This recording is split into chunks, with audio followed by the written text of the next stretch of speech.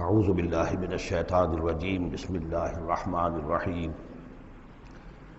الم تر ان اللہ یسبح له من فی السماوات والارض والطیر صافات کل قد علم صلاته وتسبیحہ واللہ علیم بما یفعلون صدق اللہ العظیم رب اشرح لی صدری ویسر لی امری واحلل عقدۃ من لسانی یفقہوا قولی۔ سورہ نور کا 5واں رکوع جو ہم پڑھ چکے ہیں اس کے بارے میں یہ بات نوٹ کر لیجئے کہ جس طرح سورہ بقرہ کے پہلے 2 رکوعوں میں 3 قسم کے انسانوں کی تفصیل بیان ہوئی، وہاں وہ بنیادی طور پر ایک دعوت اور تحریک کے رد عمل میں جو لوگ مختلف شکلیں صورتیں اختیار کرتے ہیں، جو رد عمل مختلف شکلیں اختیار کرتا ہے، اس کے اعتبار سے ایک وہ جو مومنین صادقین ہیں، وہ ہر چہ بعد جب اس دعوت کو قبول کرتے ہیں تو اس کیفیت کے ساتھ کہ اب جو ہو سو ہو۔ ایک وہ لوگ ہیں کہ جو کسی ضد کی وجہ سے، تعصب کی وجہ سے، ہردرمی کی وجہ سے، کسی تکبر کی وجہ سے، حسد کی وجہ سے اس کے انکار پر کمر کس لیتے ہیں، اور وہ لوگ جو ہیں کسی صورت بھی ماننے والے نہیں ہوتے۔ ایک بین کچھ مانتے ہیں کچھ نہیں مانتے، وہ چلتے ہیں پھر ٹھٹک کر کھڑے رہ جاتے ہیں، آسانی ہو تو کوئی 2-4 قدم چل لیے، کوئی مشکل وقت آیا تو پھر اوندے منہ گر گئے۔ اسی کی ایک تمثیل سورہ حج میں آ چکی ہے، وَمِنَ النَّاسِ مَن يَعْبُدُ اللَّهَ عَلَى حَرْفٍ فَإِنْ أَصَابَهُ خَيْرٌ اطْمَأَنَّ بِهِ وَإِنْ أَصَابَتْهُ فِتْنَةٌ انقلب عَلَى وَجْهِهِ خَسِرَ الدُّنْيَا وَالْآخِرَةَ۔ اسی طرح یہاں اس رکوع میں بھی 3 قسم کے انسانوں کا تذکرہ ہے، لیکن یہ ایک مختلف اعتبار سے ہے۔ ایک وہ لوگ ہیں کہ جن کے دلوں میں حقیقی ایمان پیدا ہوا، ان کی فطرتیں بھی نیک تھیں، صالح تھیں، سلیم تھیں، اور پھر وہ وہی آسمانی سے بھی صحیح طور پر مستفیض ہوئے، ان کا باطن جگمگا اٹھا اور ان کے دلوں میں نیکی حقیقی معنی میں پیدا ہو گئی، اور اس کے لیے جو ایک نقشہ ہے ان کے سیرت و کردار کا وہ بھی کھینچ دیا گیا۔ ایک وہ لوگ ہیں کہ جن کے اندر سرے سے دنیا پرستی اور دنیا ہی کی شہوات اور خواہشات اور لذات، اس کے سوا کسی شے کا کوئی گزر ہی نہیں، وہ بالکل اس کے برعکس ہے۔ پہلے نور علی نور اور دوسرے ظلمات بعضھا فوق بعض۔ کوئی جھوٹ موٹ کی نیکی بھی نہیں، کوئی ملمے کی نیکی بھی نہیں، ان کا مال ہے تو صرف اپنی ہی عیاشیوں کے لیے ہی، اپنے ہی جو بھی ان کے تعیش ہے اسی میں خرچ ہو رہا ہے۔ لہذا یہ وہ لوگ ہیں کہ وہ ایمان سے بھی محروم اور کسی جھوٹ موٹ کی نیکی سے بھی ان کے ہاں کسی نور کا سرے سے گزر ہی نہیں۔ ظلمات بعضھا فوق بعض، اور اس کے لیے تمثیل دی گئی ہے کہ گہرے سمندر کے اندر جو اندھیرا ہوتا ہے، ایبسلیوٹ ڈارکنس، کہ رات بھی ہے، اوپر بادل بھی ہے، اور جو ہے موج پر موج چڑھی ہوئی ہے، تو ایبسلیوٹ ڈارکنس۔ ایک فرینچ امیر البحر تھا جو اسی آیت کو پڑھ کر ایمان لے آیا تھا، اس کی ساری عمر گزری تھی سمندروں کے اندر، اور وہ جانتا تھا کس قسم کی ڈارکنس ہوتی ہے وہاں۔ اس نے کہا کہ پتہ کیا کہ کیا محمد نے صلی اللہ علیہ وسلم کبھی بحری سفر کیے تھے؟ جب اسے معلوم ہوا کہ انہوں نے کبھی بحری سفر کیا ہی نہیں، تو اس نے کہا کہ پھر یہ ثابت ہو گیا کہ یہ اللہ کا کلام ہے، ورنہ یہ تشبیہ جو ہے کوئی شخص اس کو وہ تو دے سکتا ہے کہ جس نے بحری سمندر کیے ہوں اور جس سے اندازہ ہو، اور وہ سمندر کے اندر کبھی اس نے غوطے بھی لگائے ہوں، اور وہ ایبسلیوٹ ڈارکنس کا کانسیپٹ۔ بہرحال یہ دوسری انتہا۔ بیچ میں وہ لوگ ہیں، بین ہیں، کچھ نیکیاں بھی کرتے ہیں، حقیقی ایمان سے محروم ہیں، نہ اللہ پر نہ یوم آخر پر ان کا پختہ ایمان نہیں ہے، لیکن یہ کہ اپنے ضمیر کو مطمئن کرنے کے لیے کچھ نہ کچھ، یا دنیا میں کوئی نام کمانے کے لیے یا کوئی اور شہرت حاصل کرنے کے لیے وہ کچھ نیکیاں کرتے ہیں، تو ان کی نیکیوں کی مثال سراب کسی ہے۔ الم تر ان اللہ یسبح له من فی السماوات والارض، کیا تم دیکھتے نہیں ہو کہ اللہ کی تسبیح کرتی ہے وہ سب چیزیں، وہ سب وہ کرتے ہیں، وہ سب جو آسمانوں میں ہے اور جو زمین میں ہے، اور نہ صرف آسمانوں اور زمین میں بلکہ ان دونوں کے مابین جو السماء میں جو ہے، والطیر صافات، اور یہ جو پرندے ہیں جو اپنے پروں کو پھیلائے ہوئے ہیں، یہ بھی اللہ کی تسبیح کر رہے ہیں۔ کل قد علم صلاتہ و تسبیحہ، ہر ایک کے علم میں ہے، ہر ایک نے جان لی ہے اپنی نماز، اپنی صلاۃ اور اپنی تسبیح۔ یہ وہی بات ہے جو سورہ بنی اسرائیل میں آ چکی ہے، وَإِن مِّن شَيْءٍ إِلَّا يُسَبِّحُ بِحَمْدِهِ وَلَٰكِن لَّا تَفْقَهُونَ تَسْبِيحَهُمْ، کوئی شے نہیں ہے اس کائنات میں جو اللہ کی تسبیح و تحمید نہ کر رہی ہو، لیکن تمہیں اس کا شعور نہیں ہو سکتا۔ واللہ علیم بما یفعلون، اور جو کچھ وہ کرتے ہیں اللہ کے علم میں ہے۔ وَلِلَّهِ مُلْكُ السَّمَاوَاتِ وَالْأَرْضِ، اور اللہ ہی کے لیے ہے آسمانوں اور زمین کی بادشاہی، وَإِلَى اللَّهِ الْمَصِيرُ، اور اللہ ہی کی طرف لوٹ جانا ہے۔ الم تر ان اللہ یسجی سحابا، کیا تم دیکھتے نہیں ہو کہ اللہ تعالیٰ ہانک کر لاتا ہے بادلوں کو؟ کہاں سے ہوائیں لے کر چل رہی ہیں بادلوں کو؟ کہیں تو بے آف بنگال سے وہ اٹھی ہیں مانسون کی ہوائیں، اور کہاں تک پہنچ جاتی ہیں؟ پاکستان تک۔ ان اللہ یسجی سحابا ثم یؤلف بینہ، پھر ان بادلوں کو آپس میں جوڑ دیتا ہے، ثم یجعلہ رکاما، پھر ان کو تہ بر تہ کر دیتا ہے۔ اب یہ تہ بر تہ کا معاملہ جو ہے، دیکھیے ہوائی سفر جس نے کیا ہے اسے اس کا تجربہ ہوتا ہے۔ جب جہاز چڑھتا ہے تب بھی وہ جب بادلوں کے اندر سے گزرتا ہے تو صاف نظر آتا ہے ایک تہ، اس کے بعد پھر خلا ہے، پھر ایک اور تہ، پھر خلا ہے، پھر ایک اور تہ، اترتے ہوئے بھی اسی طریقے سے تہ بر تہ بادل۔ رکامن فتر الودق یخرج من خلالہ، تو تم دیکھتے ہو کہ بارش برستا ہے ان دونوں، ان کے بین بین سے، ان کے بیچ سے برستی ہے بارش، پانی برستا ہے۔ وَيُنَزِّلُ مِنَ السَّمَاءِ مِن جِبَالٍ فِيهَا مِن بَرَدٍ، اور اللہ تعالیٰ اتارتا ہے آسمان سے وہ پہاڑ بھی کہ جن میں وہ اولے ہوتے ہیں، یعنی یہ کہ اولے جو آ رہے ہیں زمین پر تو معلوم ہوتا ہے کہ جیسے ان کے بھی کوئی پہاڑ ہے آسمانوں کے اندر۔ فَيُصِيبُ بِهِ مَن يَشَاءُ، تو اللہ تعالیٰ یہ اولے برسا دیتا ہے جس پر چاہتا ہے، یعنی جس کی کھیتی برباد اللہ کو کرنی ہوتی ہے کسی سبب سے، اس کی کھیتی کے اوپر یہ اولے جا کے برس جاتے ہیں۔ وَيَصْرِفُهُ عَن مَن يَشَاءُ، اور ان کا رخ پھیر دیتا ہے جس سے چاہتا ہے۔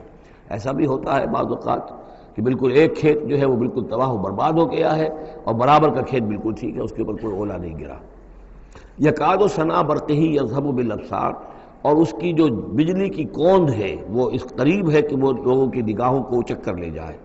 یقلب اللہ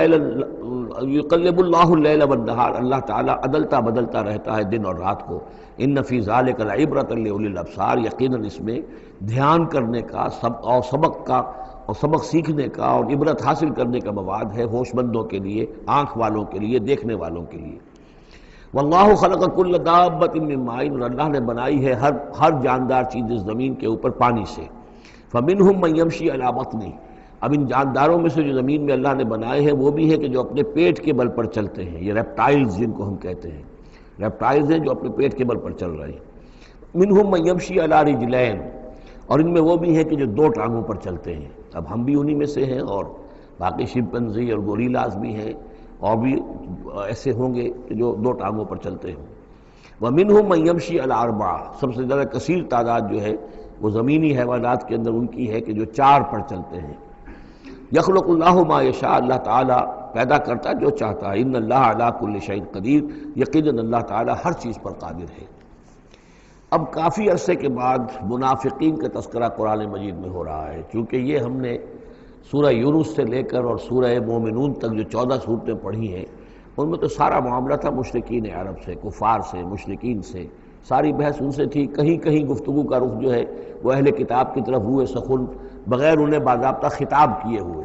اور یا پھر تیسرا خطاب حضور سے ہے ذاتی، اور حضور کی وساطت سے اہل ایمان کے ساتھ، اور ابھی وہاں نفاق کا کوئی اس قسم کا موجود نہیں تھا معاملہ کہ منافقین کے ساتھ کوئی رد و قضا ہوتی۔ لیکن یہ تو چونکہ سورہ نازل ہو رہی ہے سن 6 ہجری میں، یہ گویا کہ یوں سمجھیے کہ عین مدنی جو دور ہے اس کا عین وسط ہے بالکل۔ سن 11 میں حضور کا انتقال ہوا ہے، تو سن 6 یوں سمجھیے کہ ان دونوں کے بالکل وسط کے اندر ہے، یہ بالکل درمیانی دور ہے مدنی دور کا۔ یہاں پر اب تذکرہ ہو رہا ہے منافقین کا۔ لقد انزلنا آیات مبینات، ہم نے نازل کی ہیں روشن آیات۔ واللہ یہدی من یشاء الی صراط مستقیم، اور اللہ تعالیٰ ہدایت دیتا ہے جس کو چاہتا ہے سیدھے راستے کی طرف۔ وَيَقُولُونَ آمَنَّا بِاللَّهِ، اور کچھ لوگ وہ بھی ہیں جو کہتے ہیں ایمان لائے اللہ پر، وبالرسول، اور اللہ کے رسول پر، وَأَطَعْنَا، اور ہم نے اطاعت قبول کی۔ ثُمَّ يَتَوَلَّىٰ فَرِيقٌ مِّنْهُمْ، پھر ان میں سے ایک جماعت جو ہے پیٹھ موڑ کر جاتی ہے، مِن بَعْدِ ذَلِكَ، اس کے بعد، یعنی اب اس کے بعد یہ سب کچھ کہہ کر قول و قرار کر کے اطاعت کا یہاں دم بھر کر جاتے ہیں، لیکن پھر طرز عمل ان کا کچھ اور ہوتا ہے۔ وَمَا أُولَٰئِكَ بِالْمُؤْمِنِينَ، اور یہ لوگ حقیقی مومن نہیں ہیں۔ وَإِذَا دُعُوا إِلَى اللَّهِ وَرَسُولِهِ لِيَحْكُمَ بَيْنَهُمْ، اور جب انہیں پکارا جاتا ہے، بلایا جاتا ہے کہ آؤ اللہ کی طرف اور رسول کی طرف کہ ان کے مابین فیصلے کرے۔ یہ سورہ نساء میں ہم یہ سارے مضامین بڑی تفصیل سے پڑھ چکے ہیں کہ وہ لوگ چاہتے تھے کہ اپنے مقدمات جو ہیں وہ یہودیوں کی عدالت میں لے جائیں، اس لیے کہ حضور کے ہاں انہیں اندیشہ ہوتا تھا کہ یہاں تو حق بالکل صحیح فیصلہ ہو جائے گا۔ تو اس طرح کا جو ان کا کردار تھا، جب انہیں بلایا جاتا ہے اللہ کے اور اس کے رسول کی طرف کہ آؤ کہ وہ فیصلہ کرے تمہارے مابین، اذا فریق منہم معرضون، تو ان میں سے ایک گروہ اور ایک جماعت ایسی ہے جو اعراض کرتی ہے اور کرنی کترا جاتی ہے۔ وَإِن يَكُن لَهُمُ الْحَقُّ يَأْتُوا إِلَيْهِ مُذْعِنِينَ، اور اگر ان کو معلوم ہو کہ حق ہمارے ساتھ ہے، یعنی ہم حق پر ہیں اس مقدمے میں، تو پھر وہ آتے ہیں بڑا یقین کا اظہار کرتے ہوئے، اذعان کے ساتھ اور یقین کے ساتھ اور اپنے ایمان کا اظہار کرتے ہوئے، کیونکہ انہیں یقین ہے کہ ہمارا کیس سچا ہے اور حضور کی عدالت میں ہم جائیں گے تو ہمارے حق میں فیصلہ ہو جائے گا، تو اب کوئی رکاوٹ نہیں۔ یاتوا الیہ مذعنین، خوب یقین کا اعتماد کا اظہار کرتے ہوئے آتے ہیں۔ افی قلوبہم مرض، کیا ان کے دلوں میں روگ ہے؟ ام ارتابوا، یا یہ شکوک میں مبتلا ہو گئے ہیں؟ ام یخافون ان یحیف اللہ علیہم، یا انہیں یہ اندیشہ ہے کہ اللہ تعالیٰ جو ہے ان کے ساتھ ناانصافی کرے گا، ورسولہ، وہ اس کے رسول، بل اولئک هم الظالمون، نہیں بلکہ حقیقت میں یہی ظالم ہیں۔ ایمان کی اصل حقیقت سے چونکہ یہ محروم ہے، لہذا ساری غلطی ان کے اپنے کردار میں ہے۔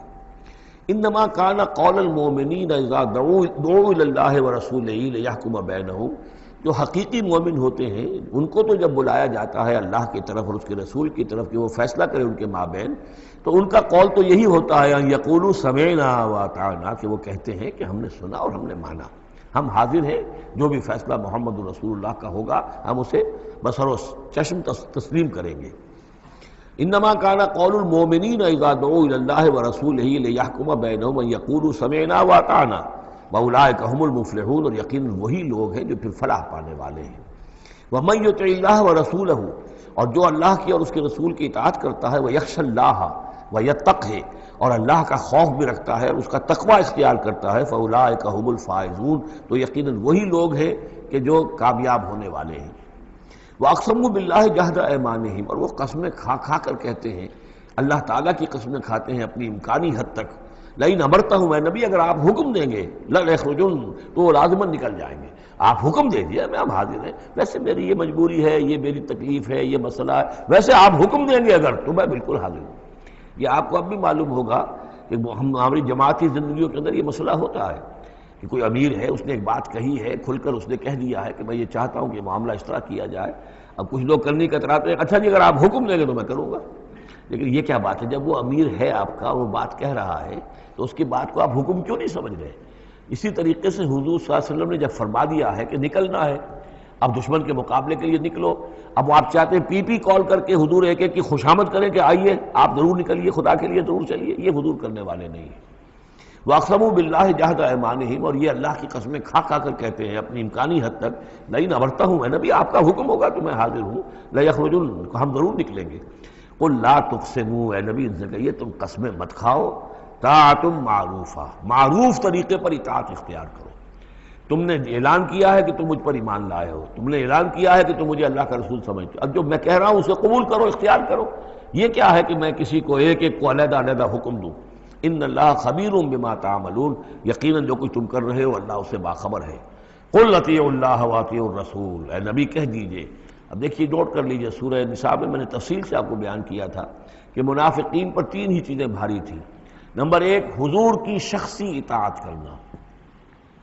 نمبر دو، جہاد اور قتال کے لیے نکلنا۔ نمبر تین، ہجرت۔ تین ایشوز کے اوپر بڑی تفصیل سے وہاں گفتگو ہو چکی ہے۔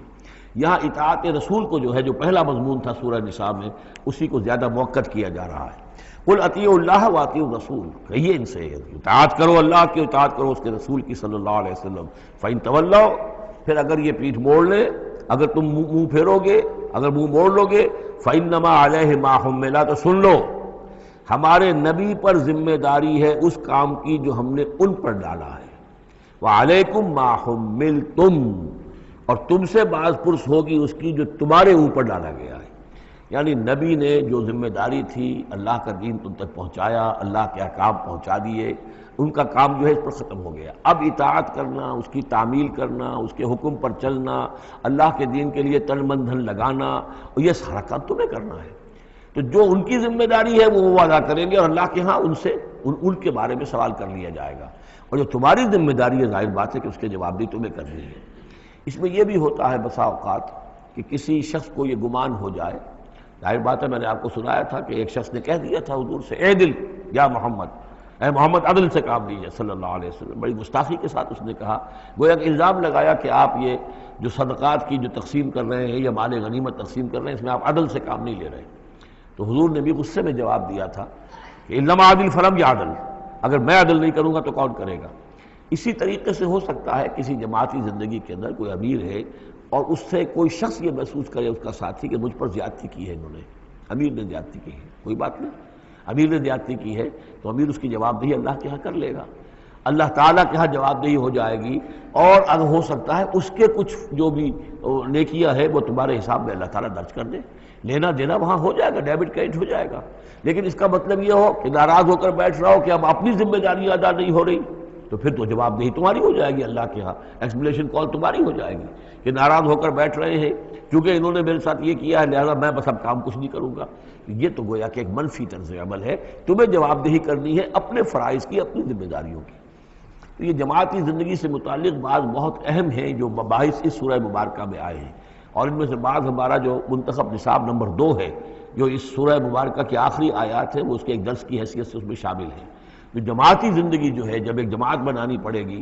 اگر دین کا کام کرنا ہے تو اکیلے اکیلے تو نہیں ہو سکتا. جماعت کا نظم ہو، ایک ڈسپلن ہو، ایک حزب اللہ وجود میں آئے جو سورہ مائدہ میں ہم دیکھ آئے ہیں فَإِنَّ حِزْبَ اللَّهِ هُمُ الْغَالِبُونَ.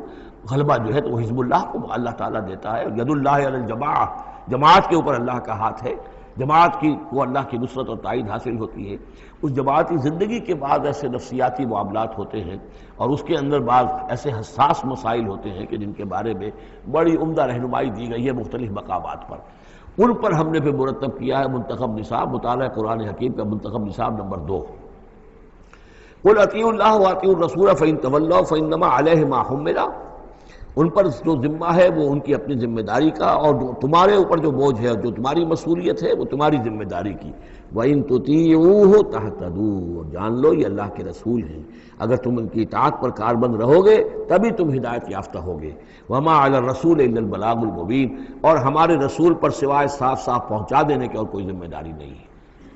اب جو آیت آ رہی ہے یہ بھی طویل آیات میں سے اور عظیم ترین آیات میں سے آیت استخلاف، یہ خلافت کا جو اللہ تعالیٰ نے وعدہ کیا ہے اس امت سے. وعد اللہ الذین آمنوا منکم وعملوا الصالحات. اے مسلمانوں، اللہ کا وعدہ ہے تم میں سے ان لوگوں کے ساتھ جو ایمان اور عمل صالح کی شرطیں پوری کر دیں گے. یہ نام کے مسلمان، نسلی مسلمان جو اللہ کے حکم پر چلتے بھی نہ ہوں، اللہ کے احکام کے مطابق عمل نہ کرتے ہوں، دین کے لیے تن من دھن لگانے کو تیار نہ ہوں، ان سے یہ وعدہ نہیں ہے. وعدہ ہے حقیقی اہل ایمان جو ایمان حقیقی کی شرط پوری کرے اور ایمان کے جو عملی تقاضے ہیں ان کو بھی بجا لائیں. وعد اللہ الذین آمنوا منکم وعملوا الصالحات لیستخلفنہم فی الارض. کہ وہ انہیں زمین میں خلافت عطا کرے گا، حکومت عطا کرے گا، غلبہ عطا کرے گا. کما استخلف الذین من قبلہم، جیسے کہ اس نے خلافت عطا کی تھی ان کو جو ان سے پہلے تھے. حضرت داؤد کو، حضرت طالوت کو، حضرت سلیمان کو جو خلافت دی گئی، بعد میں بھی مکابی حکومت قائم ہوئی ہے، اس میں بھی خلافت قائم ہوئی. تو یہ خلافت جیسے پہلے ہم نے دی تھی سابقہ امت مسلمہ کو، ایسے ہی اے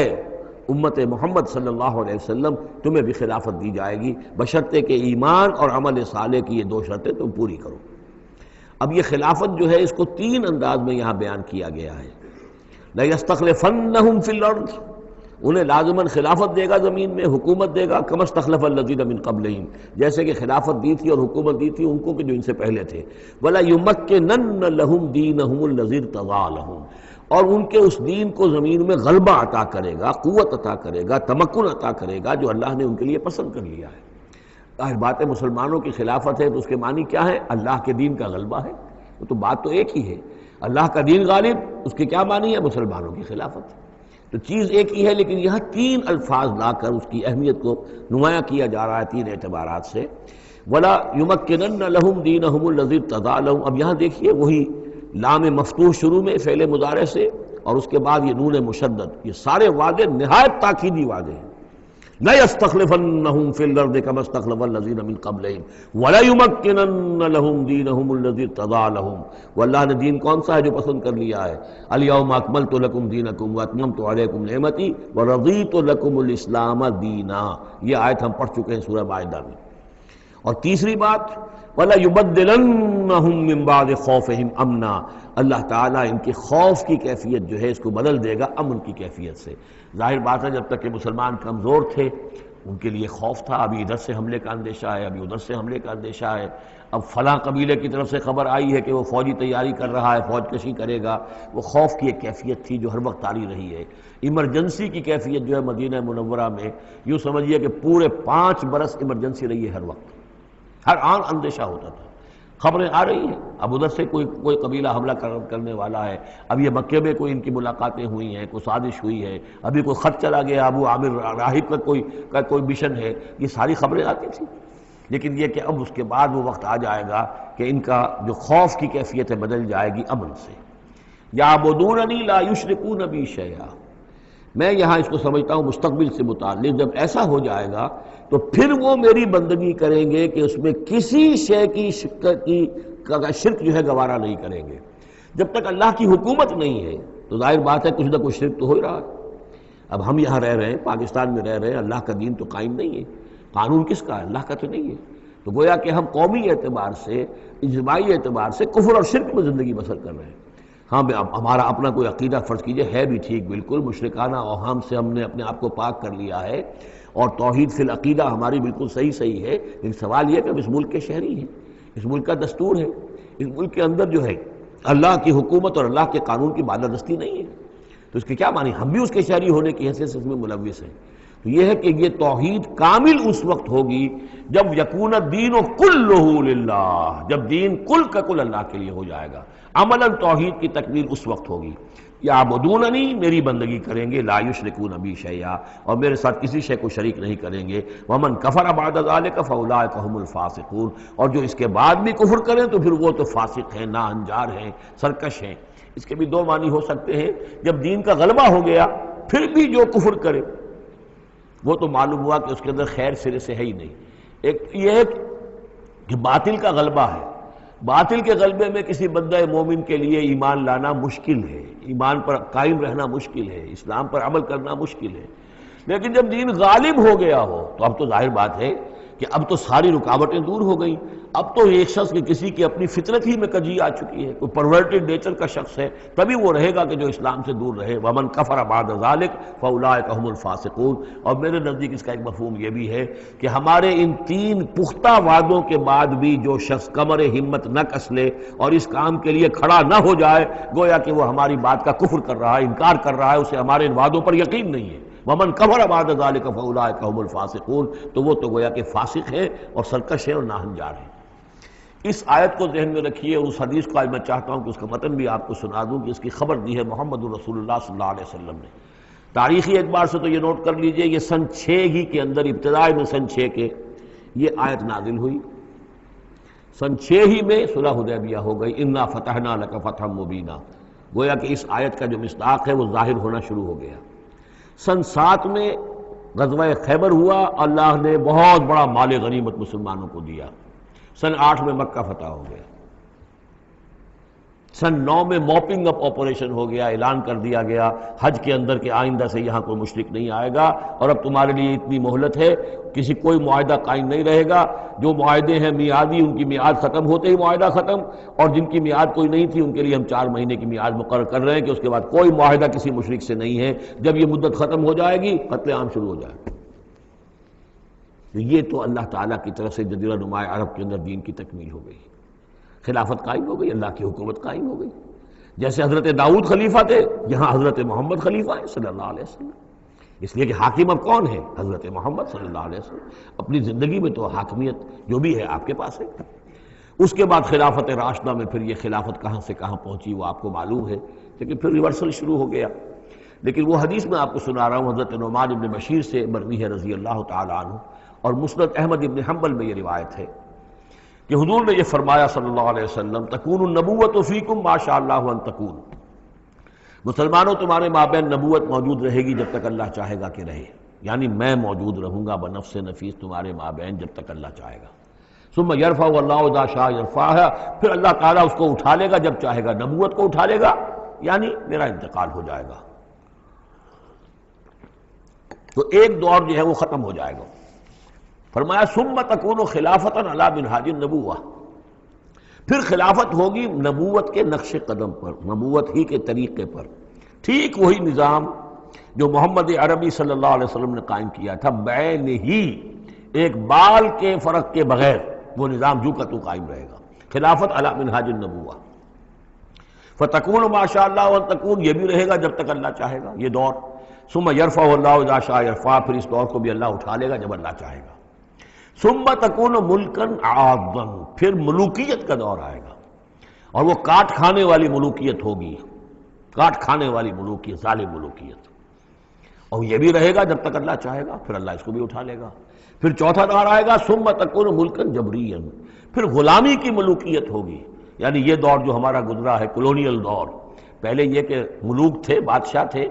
چاہے وہ بنو عباس میں تھے یا بنو امیہ میں سے تھے، یا یہ کہ ترک تھے، مسلمان تو تھے، کلمہ گو تو تھے، ان میں کوئی کوئی نہ اچھا بھی ہوتا تھا، بہت اچھے لوگ بھی تھے، برے لوگ بھی تھے، لیکن مسلمان تو تھے، کلمہ گو تو تھے۔ لیکن چوتھا دور آیا کہ کہیں ہم انگریزوں کے غلام ہو گئے، کہیں ہم ولندیزیوں کے غلام ہو گئے، کہیں ہم فرانسیسیوں کے غلام ہو گئے، کولونیل پاورز۔ تو ہماری تو ملکہ معظمہ جو ہے ملکہ وکٹوریہ تھی، 1857 سے تو ہم ان کی رعایا بن گئے تھے، اس سے پہلے تو جو بھی تھی بہرحال ایسٹ انڈیا کمپنی جو تھی، لیکن یہ کہ بعد میں تو ہم براہ راست تاج برطانیہ کے غلام تھے۔ یہ چوتھا دور ہے جو تقریباً یوں سمجھیے کہ ابھی نصف میں پہنچا ہے، اس اعتبار سے کہ اگرچہ براہ راست وہ جو حکومتوں کا جو ہے جو یہاں پر تھا، جو بساط بچھی ہوئی تھی، وہ لپیٹ دی گئی ہے، لیکن ابھی مالیاتی اعتبار سے ریموٹ کنٹرول سے وہی قوتیں ہیں کہ جو آج بھی کنٹرول کر رہی ہیں ہمیں، یہ ریموٹ کنٹرول ہے۔ ابھی یہ چوتھا دور ختم نہیں ہوا ہے، پہلے یہ براہ راست آکوپیشن اور اپنی حکومتیں، اپنی فوجیں لا کر، اب یہ ہے کہ اس کے بغیر بائی پراکسی، چاہے ہمارے ہی آدمی بیٹھے ہوئے ہیں، لیکن اصل میں سارا جو ہے یہ مالیاتی جو ہے استعمار ہے، ایک نیا عالمی استعمار ہے۔ لیکن یہ استعمار جو ہے اس طرح کا کولونیل رول نہیں ہے کہ انگریز موجود ہیں، ان کی فوج موجود ہے، یا فرانسیسی فوج موجود ہے، یا اطالوی فوج موجود ہے، بلکہ یہ تو IMF اور ورلڈ بینک کا نظام ہے اس کے تحت، اور ملٹی نیشنل کمپنیوں کی۔ لیکن جو چوتھی جو خوشخبری کی بات ہے وہ یہ ہے کہ حضور نے فرمایا بالآخر یہ چوتھا دور بھی ختم ہو جائے گا، اور خوشخبری یہ ہے کہ ثم تکون خلافۃ علی منہاج النبوہ، پھر دور آئے گا خلافت علی منہاج النبوہ کا۔ ثم سکت رسول اللہ صلی اللہ، اس کے بعد حضور خاموش رہے، اس لیے کہ اس کے بعد پھر دنیا کے خاتمے کا معاملہ ہے۔ وہ خاتمے کے بارے میں عرض کر چکا ہوں، ایک طویل عرصے تک تو پوری دنیا میں وہ خلافت علی منہاج النبوہ رہے گی، گلوبل، اس لیے کہ حضور نے یہ بتا دیا ہے کہ اب جب یہ خلافت علی منہاج النبوت کا نظام آئے گا تو کل روئے ارضی پر ہوگا۔ مسلم شریف میں روایت ہے، یہ حضرت ثوبان حضور کے ایک آزاد شدہ غلام تھے، جیسے کہ حضرت زید ابن حارثہ بھی حضور کے غلام تھے، آپ نے آزاد کر دیا تھا، اسی طرح حضرت ثوبان بھی ہے مولا، ان ثوبان مولا رسول اللہ صلی اللہ علیہ وسلم۔ اس میں روایت کیا ہے، حضور نے فرمایا ان اللہ زوالی الارض، اللہ نے میرے لیے ساری زمین کو لپیٹ دیا یا سکیڑ دیا، فرائے تو مشارقہا و مغاربہا، تو میں نے سارے مشرق دیکھ لیے زمین کے، سارے مغرب دیکھ لیے، وَإِنَّ أُمَّتِي سَيَبْلُغُ مُلْكُهَا مَا زُوِيَ لِي مِنْهَا، اور میری امت کی حکومت ان تمام علاقوں پر قائم ہو کر رہے گی جو اس طرح زمین کو سکیڑ کر یا لپیٹ کر مجھے دکھا دیے گئے۔ اور یہ روایت صحیح مسلم کی ہے۔ اسی طرح کی ایک اور حدیث ہے حضرت مقداد بن الاسود سے رضی اللہ تعالی عنہ کہ اس روئے ارضی پر کوئی گھر اور کوئی خیمہ نہیں بچے گا، یعنی سیٹلڈ جو علاقے ہیں جہاں گھر ہیں، شہر ہیں، گھر بنے ہوئے ہیں، مکان بنے ہوئے ہیں، یا نومیڈک ٹرائبز جہاں بھی ہیں کہ وہ اپنے خیمے لے کے ادھر سے ادھر جاتے رہتے ہیں، نہ کوئی گھر بچے گا نہ خیمہ جس میں اللہ کا دین داخل نہ ہو جائے۔ بعز عزیز اور ذل ذلیل، یا تو یہ کہ گھر اور خیمے والا اسلام قبول کرے گا، اسلام اس کے گھر میں داخل ہوگا، اس کا بھی اعزاز ہوگا، اور یا وہ گھر والا اسلام قبول نہیں کرے گا لیکن اسلام کی بالادستی جو ہے تسلیم کرنی پڑے گی۔ یؤت الجزیۃ عن ید وہم صاغرون، یہ جو ہم پڑھ آئے ہیں سورہ توبہ کے اندر، تو گویا کہ اس کے گھر میں بھی اسلام تو آ گیا لیکن وہ بدبخت جو ہے اسلام کی نعمت سے اور اس کے اعزاز سے محروم رہا۔ یہ ہے وہ خبر کہ جو ہے صحیح احادیث ہیں، اور یہ منطقی طور پر بھی سمجھ لیجئے کہ قرآن مجید میں یہ بات واضح کر دی گئی کہ حضور کو بھیجا گیا غلبہ دین کے لیے، 3 دفعہ فرمایا۔ سورہ توبہ میں ہم پڑھ چکے ہیں، 2 مرتبہ آگے اور آنا ہے، هو الذی ارسل رسولہ بالہدی ودین الحق لیظہرہ علی الدین کلہ، اور 5 مرتبہ فرمایا کہ حضور کو بھیجا گیا پوری نوع انسانی کے لیے۔ اس کی سب سے نمایاں اور سب سے جو لوگوں کے اندر عام طور پر معروف آیت ہے وہ یہ ہے وَمَا أَرْسَلْنَاكَ إِلَّا كَافَّةً لِلنَّاسِ بَشِيرًا وَنَذِيرًا. ویسے ہم پڑھ آئے سورہ انبیاء میں وَمَا أَرْسَلْنَاكَ إِلَّا رَحْمَةً لِلْعَالَمِينَ، اس کا بھی مفہوم یہی ہے، تمام جہان والوں کے لیے ہم نے بھیجا ہے آپ کو رحمت بنا کر، اور ہم نے نہیں بھیجا ہے محمد آپ کو مگر پوری دنیا کے لیے، پوری نوع انسانی کے لیے بشیر اور نذیر بنا کر. ان دونوں کو جوڑیں تو اس کا منطقی نتیجہ بھی یہ ہے کہ حضور کی بعثت کا مقصد مکمل ہوگا ہی اس وقت جبکہ کل عالم انسانیت پر دین حق غالب ہو جائے، اور یہ ہو کر لینا ہے. وَمَنْ كَفَرَ بَعْدَ ذَلِكَ فَأُولَٰئِكَ هُمُ الْفَاسِقُونَ وَأَقِیمُوا الصَّلَاةَ وَآتُوا الزَّکَاةَ، اور نماز قائم کرو اور زکوٰۃ ادا کرو. وَأَطِیعُوا الرَّسُولَ لَعَلَّکُمْ تُرْحَمُونَ، رسول کی اطاعت کرو تاکہ تم پر رحم کیا جائے. چونکہ روح سخن منافقین کی طرف ہے، اور میں نے آپ کو بتایا تھا ان پر جو شاخ گزر رہی تھی وہ در حقیقت رسول کی اطاعت تھی. بار بار کہتے تھے یہ اپنے جی سے بات کہہ دیتے ہیں، آیت تو ابھی اتری نہیں، ابھی کوئی آیت تو آئی نہیں، قرآن میں تو ابھی یہ حکم آیا نہیں. یہ معاملہ جو ہے ان کو شاق گزر رہا تھا حضور کی اطاعت. وَأَقِیمُوا الصَّلَاةَ وَآتُوا الزَّکَاةَ، اور نماز قائم کرو اور زکوٰۃ ادا کرو. وَأَطِیعُوا الرَّسُولَ لَعَلَّکُمْ تُرْحَمُونَ، اور اللہ رسول کی اطاعت کرو تاکہ تم پر رحم کیا جائے. لَا تَحْسَبَنَّ الَّذِينَ كَفَرُوا مُعْجِزِينَ فِي الْأَرْضِ، یہ کافر یہ نہ سمجھیں کہ وہ اللہ کو تھکا دیں گے یا ہرا دیں گے اس زمین میں. وَمَأْوَاهُمُ النَّارُ، ان کا ٹھکانہ آگ ہے. وَلَبِئْسَ الْمَصِيرُ، اور بہت برا ٹھکانہ ہے. یا ایھا الذین آمنوا لیستأذنکم الذین ملکت ایمانکم، اب وہی جو سماجی احکام کچھ دیے گئے تھے کہ اذن لیے بغیر تم داخل نہ ہو گھر میں، اور اس طرح کے آداب جو ہیں معاشرتی ان کے ضمن میں مزید احکام آ رہے ہیں. یہ سورہ مبارکہ کی ترتیب یہ ہے، یوں سمجھیے کہ جیسے کوئی انگوٹھی ہو اور بڑا سا ہیرا جو ہے لگا ہوا دونوں طرف جو ہے وہ اس کا پتلے سائڈ سے یا ہار ہے، اور اس کے نیچے جو ہے درمیان میں کوئی بڑا ہیرا ہے دوسری طرف موتی ہے. اس کے بالکل وسط میں 5واں رکوع ہے یہ اللہ نور السماوات والارض مثل نورہ کمشکاۃ فیہا مصباح، اور آیت نمبر 35 وہ عظیم کوہ نور ہیرے کے مانند ہے. پھر دونوں طرف جو ہے یہ مضامین ہیں، کچھ ادھر ہیں سماجی احکام، کچھ ادھر ہیں سماجی احکام، اور اس طریقے سے یہ ایک عظیم بہت خوبصورت ہار کی شکل بن گئی. لیستأذنکم الذین ملکت ایمانکم، چاہیے کہ جو تمہارے غلام ہیں اور باندیاں ہیں وہ بھی اجازت لے کے اندر داخل ہوا کریں. والذین لم یبلغوا الحلم، اور وہ لوگ بھی تمہارے کہ جو کہ ابھی وہ بالغ نہیں ہوئے ہیں وہ بچے بھی. منکم ثلاث مرات، 3 اوقات دن رات کے ایسے ہیں کہ جن میں خاص طور پر جو پرائیویسی کا اہتمام ہونا چاہیے، اور اس میں یہ کہ کوئی بھی اجازت لیے بغیر بچے بھی نہ جائیں. من قبل صلاۃ الفجر، ایک تو فجر کی نماز سے قبل. وحین تضعون ثیابکم من الظہیرۃ، اور جو تم ظہر کے وقت ظہیرہ جس کو کہتے ہیں اپنے کپڑے ذرا اتار کے سستاتے ہو، قیلولہ کرتے ہو، ہلکے کپڑوں کے اندر انسان لیٹتا ہے. ومن بعد صلاۃ العشاء، اور نماز عشاء کے بعد. ثلاث عورات لکم، یہ 3 اوقات تمہارے پردے کے اوقات ہیں، یہ تمہاری خاص پرائیویسی کے اوقات ہیں. لیس علیکم ولا علیہم جناح بعدہن، ان کے علاوہ عام حالات میں کوئی حرج نہیں ہے. بعدہن کہ وہ یعنی وہی تمہارے ملازم ہیں، تمہارے غلام ہیں یا باندیاں ہیں، یا اسی طریقے سے تمہارے بچے ہیں. طوافون علیکم بعضکم علی بعض، وہ آئیں جائیں گھروں کے اندر. ظاہر بات ہے کہ اس کمرے میں آئے ہیں اس میں گئے ہیں، اس میں کوئی حرج نہیں ہے کہ وہ آئیں جائیں اور پھریں. کذالک یبین اللہ لکم الآیات، اسی طرح اللہ تعالیٰ تمہارے لیے اپنی آیات واضح کر رہا ہے. واللہ علیم الحکیم، اور اللہ تعالیٰ علیم اور حکیم ہے. وَإِذَا بَلَغَ الْأَطْفَالُ مِنْكُمُ الْحُلُمَ، اور جب تمہارے بچے جو ہیں جو لڑکے ہیں وہ بھی بالغ ہو جائیں، انہیں سب سمجھ آ جائے جو بھی معاملات ہیں دونوں شوق کے. فَلْيَسْتَأْذِنُوا كَمَا اسْتَأْذَنَ الَّذِينَ مِنْ قَبْلِهِمْ، تو پھر وہ بھی اذن لے کر اسی طرح داخل ہوا کریں جیسے کہ پہلا حکم آیا تھا کہ اذن لیے بغیر گھر میں داخل نہ ہو. کذالک یبین اللہ لکم آیاتہ، اس طرح اللہ تعالیٰ تمہارے لیے اپنی آیات کو واضح کر رہا ہے. واللہ علیم الحکیم، اللہ علیم اور حکیم ہے. والقواعد من النساء اللاتی لا یرجون نکاحا، اور وہ عورتیں تمہارے میں سے، تمہاری خواتین میں سے کہ جو اب بیٹھ رہی ہوں، یعنی لا یرجون نکاحا، اب وہ نکاح کی امیدوار نہ ہوں،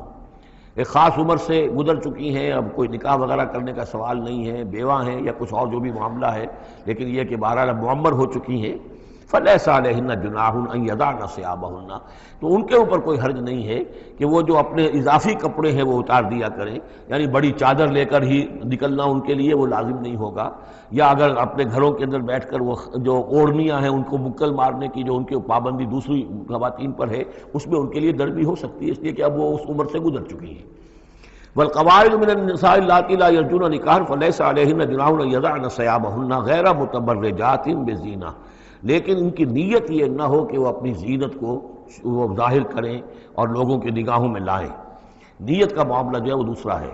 وَأَن يَسْتَعْفِفْنَ خَيْرٌ لَهُنَّ، اور اگر وہ اس معاملے میں احتیاط ہی کریں تو بہتر ہے، اس رعایت سے فائدہ نہ اٹھائیں تو بہتر ہے، اس لیے کہ شیطان جو ہے وہ ہر وقت طاق میں لگا رہتا ہے، نہ معلوم کس وقت اس کے دل میں کیا خیال پیدا کر دے۔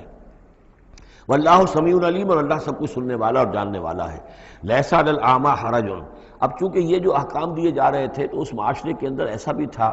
کہ کسی خاندان کے ساتھ کچھ لوگ جو ہیں بیچارے، کوئی لنگڑا ہے، کوئی اندھا ہے، اپنے برادری کا ہے، اپنی رشتہ داروں میں سے، وہ بھی گھر میں رہ رہا ہے، وہ اپنی کوئی آزاد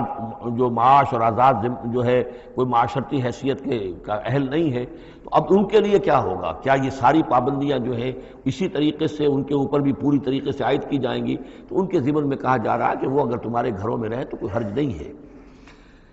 لیس علی الاعمی حرج، کوئی کسی اندھے کے اوپر کوئی حرج نہیں ہے، کوئی تکلیف نہیں ہے، ولا علی الاعرج حرج، اور نہ ہی کسی لنگڑے پر، ولا علی المریض، اور نہ بیمار پر حرج، ولا علی انفسکم، نہ تمہارے اوپر کوئی اس میں کوئی تنگی ہے، ان تاکلوا من بیوتکم و بیوت آبائکم، کہ تم کھانا کھایا کرو اپنے گھروں سے، اپنے باپوں کے گھروں سے، اور بیوت امہاتکم، یا اپنی ماؤں کے گھروں سے، اور بیوت اخوانکم، اپنے بھائیوں کے گھروں سے، اور بیوت اخواتکم، یا اپنی بہنوں کے گھروں سے، اور بیوت اعمامکم، یا اپنے چچاؤں کے گھروں سے، اور بیوت عماتکم، یا اپنی پھوپھیوں کے گھروں سے، اور بیوت اخوالکم، یا اپنے ماموؤں کے گھروں سے، اور بیوت خالاتکم، یا اپنی خالاؤں کے گھروں سے، او ما ملکت مفاتحہ، یا یہ کہ جس کی کنجیاں تمہارے ہاتھ میں ہے، کارخانہ ہے، اس کے مالک ہی تم ہو، وہاں جاؤ اور وہاں پر جا کر کھانا پینا ہو تو کھاؤ، او صدیقکم، یا تمہارے اپنے دوست ہیں اس کے گھر سے، لیس علیکم جناح ان تاکلوا، کوئی حرج نہیں ہے تم پر اس میں، ان تاکلوا جمیعاً، کہ سب مل کر کھاؤ، او اشتاتا، یا علیحدہ علیحدہ کھاؤ۔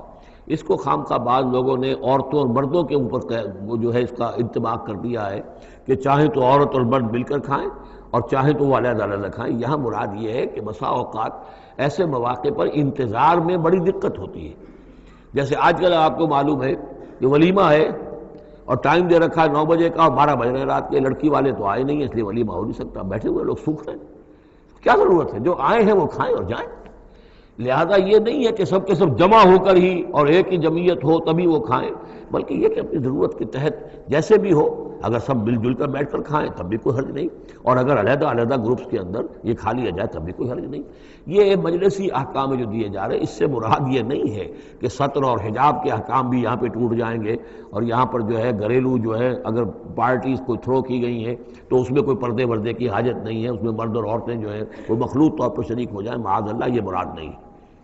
فَإِذَا دَخَلْتُمْ بُيُوتًا فَسَلِّمُوا عَلَىٰ أَنفُسِكُمْ، پھر جب تم گھروں میں داخل ہو تو اپنے آپ پر سلام بھیجا کرو، یعنی انفسکم سے مراد ہے گھر میں رہنے والے جو ہیں وہ تمہارے ہی میں سے ہیں، تمہارے رشتہ دار ہیں، عزیز ہیں، یا تمہارے اپنے گھر میں بھی داخل ہو تو السلام علیکم کہو۔ تحیۃ من عند اللہ مبارکۃ طیبۃ، یہ دعا ہے اللہ کے پاس سے، اللہ نے تمہیں سکھائی ہے السلام علیکم، اور یہ مبارک بھی ہے اور پاک بھی ہے۔ کذالک یبین اللہ لکم الآیات لعلکم تعقلون، اسی طرح اللہ تعالیٰ تمہارے لیے اپنی آیات کو واضح کر رہا ہے، کھول کر بیان کر رہا ہے تاکہ تم عقل سے کام لو۔ اب آخری جو رکوع ہے اس کا، اس سورہ مبارکہ کا، اور اس کی کل 3 آیات ہیں، یہ خالص جماعتی زندگی، وہ جو جہاد اور قتال کے لیے یا کسی اور اجتماعی کام کے لیے حضور جب نکلتے تھے اور اہل ایمان آپ کے ساتھ ہیں، اس وقت کیا صورتحال ہونی چاہیے۔ انما المؤمنون الذین آمنوا باللہ ورسولہ، مومن تو صرف وہی ہیں جو ایمان لائے اللہ پر، اس کے رسول پر، وَإِذَا كَانَ مَعَهُ عَلَىٰ أَمْرٍ جَامِعٍ، اور جب وہ ہوتے ہیں ان کے ساتھ یعنی رسول کے ساتھ کسی اجتماعی کام کے ضمن میں، لم یذهبوا حتیٰ یستاذنوہ، تو وہاں سے جاتے نہیں ہیں جب تک کہ اجازت نہ لے لیں۔ اب آپ نکلے ہیں کسی کام کے لیے، ایک نفری ہے آپ کے ساتھ، لیکن یہ کہ کوئی کہیں کھسک جائے کوئی کہیں کھسک جائے تو یہ تو صحیح نہیں ہے۔ وہ تو یہ ہے کہ اب اس اجتماعی نظم کا تقاضا یہ ہے کہ اب جہاں بھی وہاں سے کوئی عذر پیش آ گیا ہے، کوئی ایسی مجبوری ہے، کوئی جانا ہے تو اجازت لے کر جائیں۔ علی امر جامع لم یذهبوا حتى یستاذنوہ، جب تک کہ اذن نہ لے لیں۔ ان الذین یستاذنونک اولئک الذین یؤمنون باللہ ورسولہ، یقیناً جو اے نبی جو لوگ آپ سے اجازت لیتے ہیں وہی ہیں کہ جو ایمان رکھتے ہیں اللہ پر، اس کے رسول پر۔ فاذا استاذنوک، پھر جب وہ آپ سے کوئی اجازت مانگے، رخصت مانگے، لبعض شانہم، اپنی کسی عذر کی وجہ سے، فاذن لمن شئت منہم، تو اجازت دے دیجئے جسے آپ چاہیں۔ مطلب یہ ہے کہ جو لیڈر ہے، جو اس وقت سپہ سالار ہے، اسے معلوم ہے سچویشن کیسی ہے، میرے پاس پہلے ہی نفری،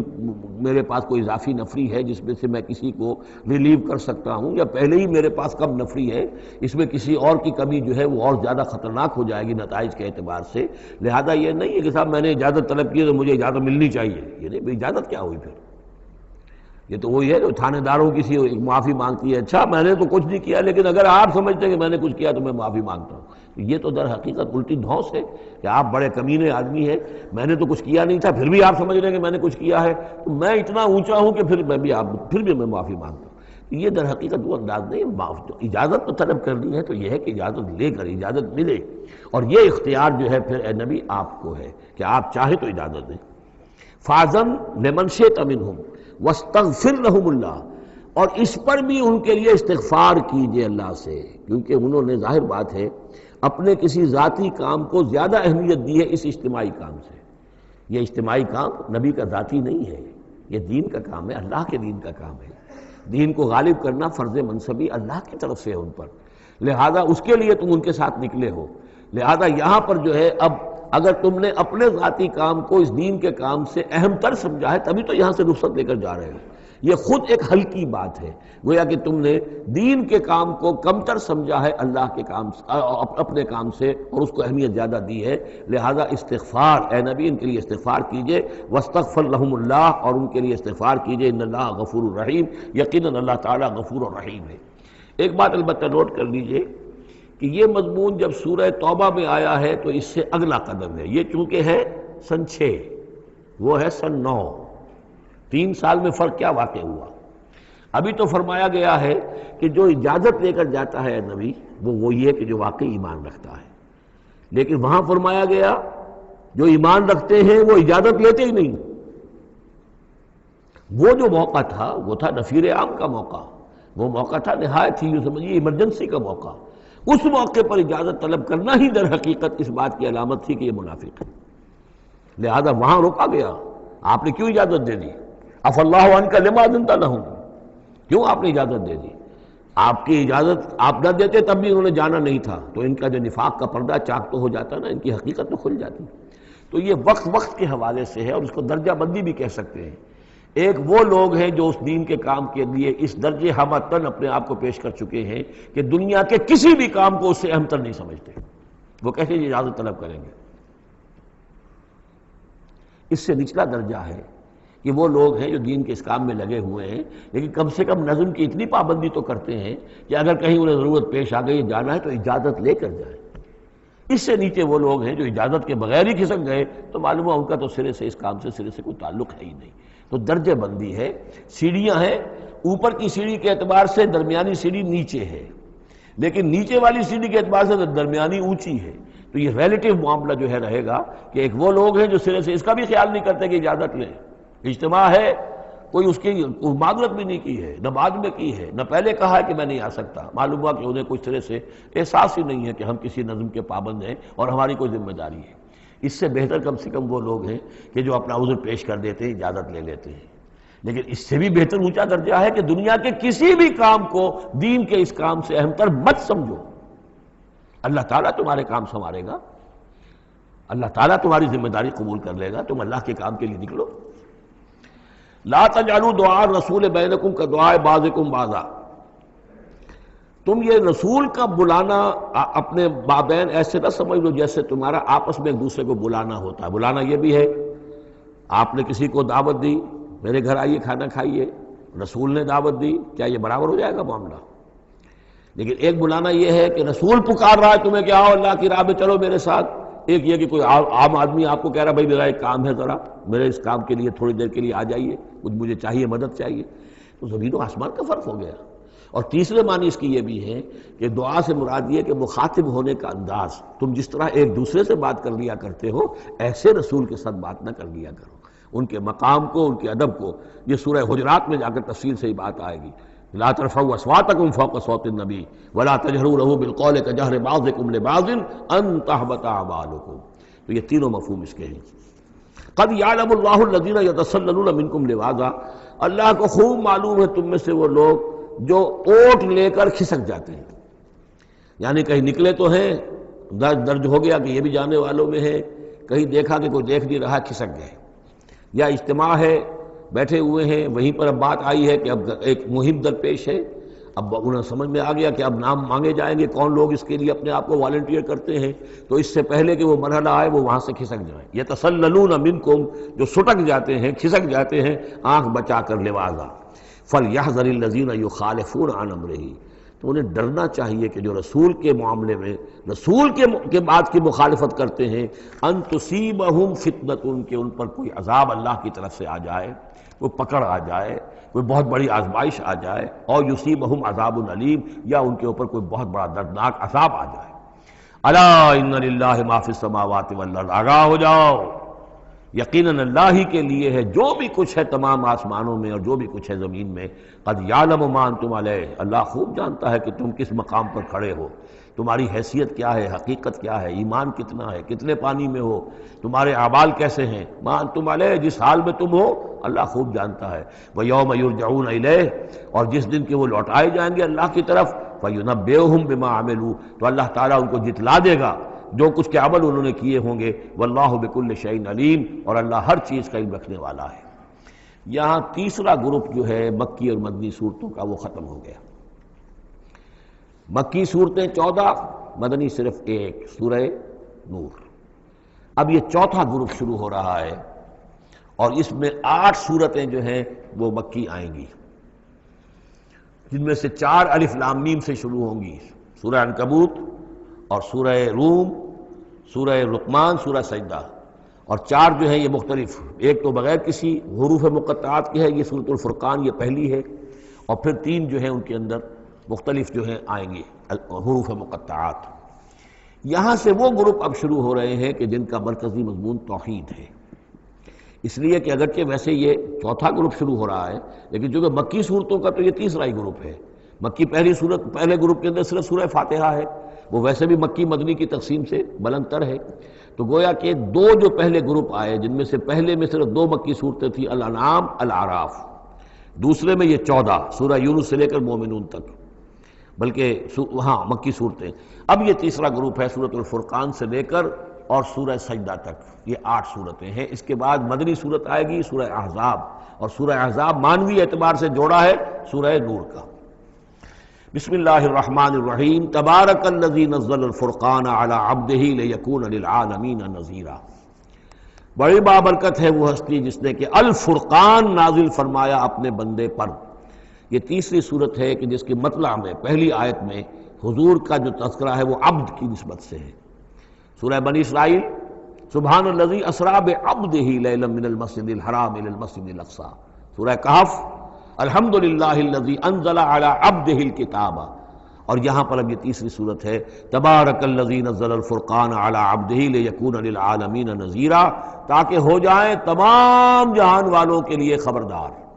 اس قرآن کے ذریعے سے محمد الرسول اللہ کی رسالت ہے جو تا قیام قیامت جاری رہے گی۔ جس کو بھی قرآن پہنچ گیا، حضور کا انذار پہنچ گیا، وہ آیت یاد کر لیجئے سورہ انعام میں آئی تھی، قل اوحی الی ھذا القرآن لانذرکم بہ ومن بلغ، جس کو بھی قرآن پہنچ جائے، اب آگے پہنچانا امت کا کام ہے۔ الذی لہ ملک السماوات والارض، وہ کہ جس کے لیے ہے بادشاہی آسمانوں اور زمین کی، ولم یتخذ ولدا، یہ بہت مشابہ ہے سورہ بنی اسرائیل کی آخری آیت سے، اس نے کسی کو اپنی اولاد نہیں بنایا، ولم یکن لہ شریک فی الملک، اور نہ ہی اس کا کوئی ساجی ہے حکومت میں، حکومت کے اختیارات میں، حاکمیت میں، وخلق کل شیء، اور اسی نے ہر شے کو پیدا کیا، وہ خالق ہے تنہا، باقی سب مخلوق ہیں، فقدرہ تقدیرا، اور ہر شے کی پھر اس نے ایک اندازہ مقرر کر دیا ہے، ہر شے کے لیے ایک اندازہ ہے۔ واتخذوا من دونہ آلہۃ، اور انہوں نے اختیار کر لیے ہیں اس کے سوا ایسے آلہہ، ایسے دیوی اور دیوتا، لا یخلقون شیئا وہم یخلقون، جو کسی بھی شے کی تخلیق نہیں کرتے بلکہ وہ تو خود مخلوق ہیں، ولا یملکون لانفسہم ضرا ولا نفعا، اور نہ انہیں اختیار خود اپنے بارے میں کسی برائی کا یا بھلائی کا ہے، نہ کسی اچھائی کا اور نہ کسی برائی کا، ولا یملکون موتا ولا حیاتا ولا نشورا، نہ انہیں اختیار ہے موت کا، نہ اختیار ہے جینے کا، نہ اختیار ہے جی اٹھنے کا۔ وقال الذین کفروا ان ھذا الا افک افتراہ، اور کہا ان کافروں نے، یا یہ کافر کہتے ہیں کہ یہ کچھ نہیں ہے، یہ قرآن جو ہے یہ گھڑ لیا ہے اس کو اس محمد نے صلی اللہ علیہ وسلم، ان ہذا نہیں ہے یہ الا افک و افترا ہو، بلکہ ایک افک ہے، گھڑی ہوئی شے ہے جس کو کہ گھڑ لیا ہے اس نے، وَعَانَهُ عَلَيْهِ قَوْمٌ آخَرُونَ، اور اس میں مدد کی ہے اس کی کچھ اور لوگوں نے۔ یعنی محمد کو یہ ساری معلومات تو نہیں ہو سکتی تھی، لیکن یہ کہ کچھ اور لوگ ہیں، کوئی نہ کوئی اس نے بنا رکھا ہے، کوئی پینل ہے کہ جو ان کو یہ ساری مدد دے رہا ہے اس تصنیف کے اندر اس کتاب کی۔ قومن آخرون فقط جاؤ ظلم و زورا، تو انہوں نے بڑی ہی ظلم پر اور بڑے جھوٹ کے اوپر کمر کس لی ہے، انہوں نے اتنی ایسی بڑی باتیں جو کہی ہیں، یہ گویا کہ بہت بڑا جھوٹ ہے اور بہت بڑا افتراء ہے۔ وقالوا اساطیر الاولین، وہ کہتے ہیں کیا ہے یہ پرانے قصے ہیں، پرانی باتیں ہیں، اکتتبھا، یہ انہوں نے لکھوا لیے ہیں کسی اور سے۔ اکتتبھا، کتب یکتب لکھنا، اکتتاب باب افتعال ہوگا، کسی سے کچھ لکھوا لینا، اکتتبھا، انہوں نے لکھوا لی ہیں چیزیں، فہی تملی علیہ بکرۃ واصیلا، اور یہ ان کو پھر ڈکٹیٹ کرائی جاتی ہیں، املا کرائی جاتی ہیں صبح شام۔ صبح شام کوئی آتا ہے، کوئی شخص ان کو بتاتا ہے، وہ پھر یہ یاد کر لیتے ہیں، اور صبح شام جو کچھ بھی آتا ہے اس کو پھر آ کے ہمیں سناتے ہیں، دھونس جماتے ہیں کہ وہی آئی ہے۔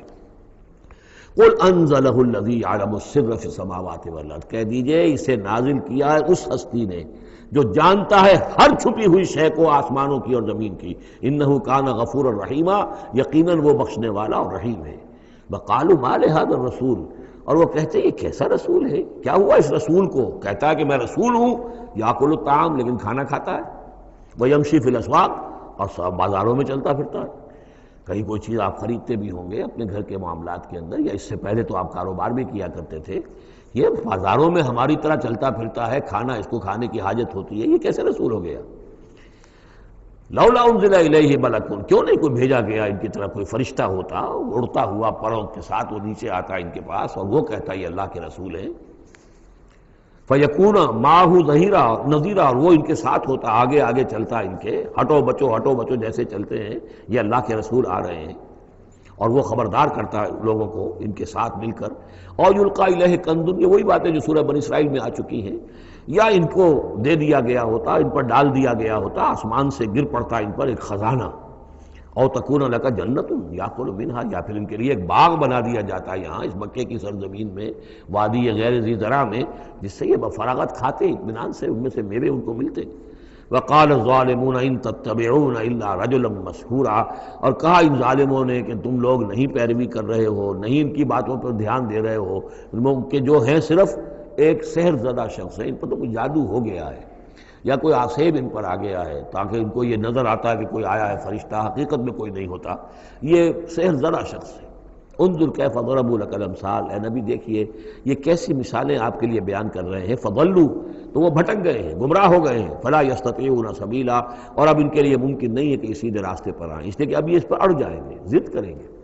یہ میں آپ کو بتا چکا ہوں، یہ جو دو گروپ اب آ رہے ہیں جو ہم پڑھ رہے ہیں، جن میں سے یہ پہلا گروپ ہے جس کی پہلی صورت ہے، یہ درمیانی 4 سالوں کی صورتیں ہیں،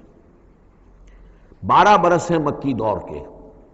پہلے 4 سال کی صورتیں بالعموم وہ ہیں جو سورہ قاف سے آگے ہیں، 2 گروپ ہیں وہ آخر میں، منزل 1 ہے، سورہ قاف سے آگے منزل 1 ہے، گروپ 2 ہیں مکی مدنی صورتوں کے، وہ ہیں جو ابتدائی 4 سال کے ہیں۔ یہ 2 ہیں کہ جو درمیانی 4 سالوں کے، جو ہم پڑھ چکے ہیں 16 صورتیں، 2 انعام و اعراف اور 14 سورہ یونس سے لے کر مومنون تک، یہ ہیں آخری 4 سالوں کی، تو یہ درمیانی 4 سال ہیں۔ تبارک الذی ان شاء جعل لک خیرا من ذلک، بڑی بابرکت ہے وہ ہستی ہے نبی، اگر وہ چاہے تو جو چیزیں یہ کہہ رہے ہیں اس سے کہیں زیادہ بہتر چیزیں آپ کے لیے ابھی فراہم کر دی جائیں۔ یہ تو بڑا زور لگا لگا کر کچھ چیزیں کہہ رہے ہیں، ہم ان سے کہیں زیادہ بہتر چیزیں آنے واحد میں آپ کے لیے پیدا کر سکتے ہیں۔ تبارک الذی ان شاء جعل لک خیرا من ذلک جنات تجری من تحتها الانہار، ایسے باغات، ایک باغ نہیں، باغات کے سلسلے پیدا کر دیں جن کے نیچے نہریں بہتی ہوں گی، ویجعل لک قصورا، اور آپ کے لیے ایک نہیں کئی قصر، کئی محل ہم تعبیر فرما دیں۔ لیکن یہ کہ بل کذبوا بالساعہ، اصل میں یہ انکاری ہے آخرت کے، یہ انکاری ہے قیامت کے، یہ انکاری ہے بعث بعد الموت کے۔ وَأَعْتَدْنَا لِمَنْ كَذَّبَ بِالسَّاعَةِ سَعِيرًا، اور جنہوں نے قیامت کا انکار کیا ہے، بعث بعد الموت کا انکار کیا، ان کے لیے ہم نے ایک جہنم کا، آگ کا عذاب تیار کر رکھا ہے۔ اذا رأتهم من مکان،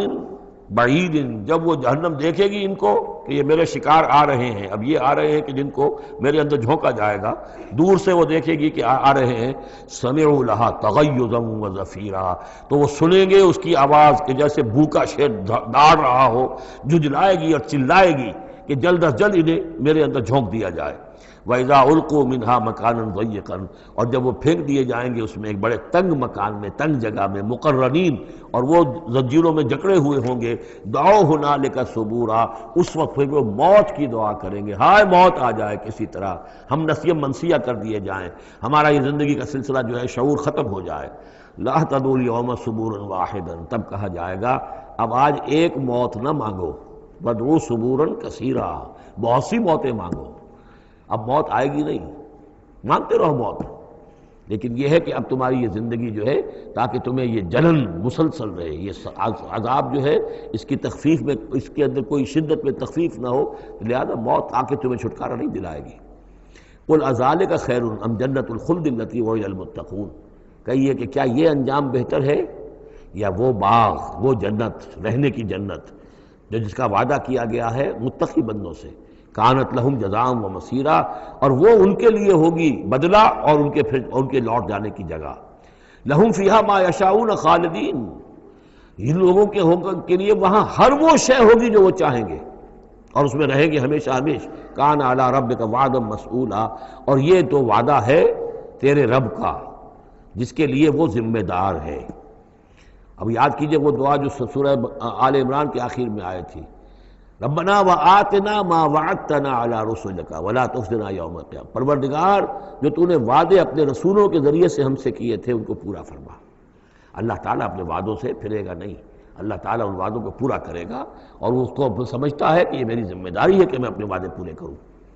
وَيَوْمَ يَحْشُرُهُمْ، اور جس دن کہ وہ ان سب کو جمع کرے گا، وَمَا يَعْبُدُونَ مِن دُونِ اللَّهِ، اور جن کو یہ پوجتے تھے اللہ کے سوا، فَيَقُولُ أَأَنْتُمْ أَضْلَلْتُمْ عِبَادِي هَؤُلَاءِ،